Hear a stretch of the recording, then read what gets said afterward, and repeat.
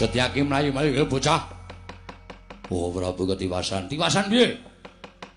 Sekawit kula kadhawuhan ngunduraken Prabu Jayamardhapa ya sabanjure nanging jebul sang nata Prabu Jayamardhapa menika sekti kalintang jayaning perang. Senopati Ndrawati wong nganti kalakine cara aku isin. Mboten perkawis kawon. Namung piyambakipun ginakaken daya kasekten. Lho. Daya kasekten piye? Piyambakipun ginakaken siung pengapit. Kula dipun cokot. Kula gladrahan mboten eling lajengipun getak.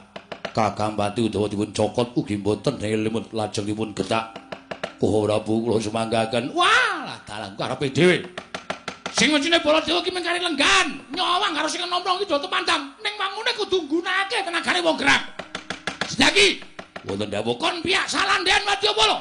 Latran cange dhewe kaya apa dapure Jayamardhapa iso nguliwati tane Baladewa nyembah selae taun karo dapure Jayamardhapa.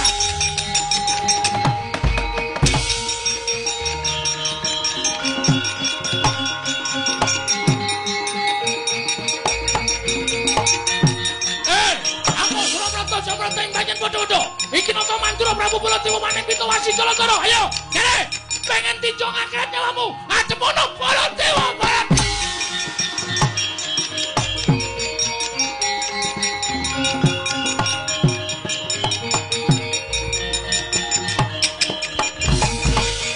Jayamardhapa.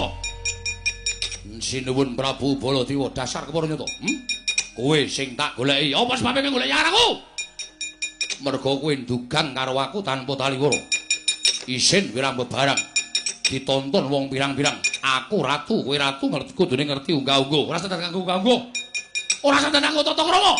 Tekamu nang negara Ndrawati bakal bedan negara Ndrawati. Kowe ngias karo wong Ndrawati, kowe ngilani karo wong Ndrawati. Padha karo kowe ngilani karo Nalendra Mantura Prabu Baladewa.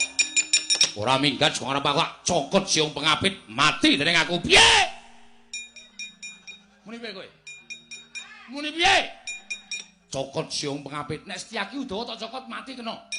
Nek kowe nyokot Baladewa petil siungmu tak kadhen. Potol siungmu. Lho, ngembe karo aku. Ora seneng ngembe. Jajalan legane atiku. Lena pangendhawuh kene marganing pati. Iblis lanat dapure ora minggat saka negara Ndrawati. Aduh blak tungkak cangkemmu bongkong.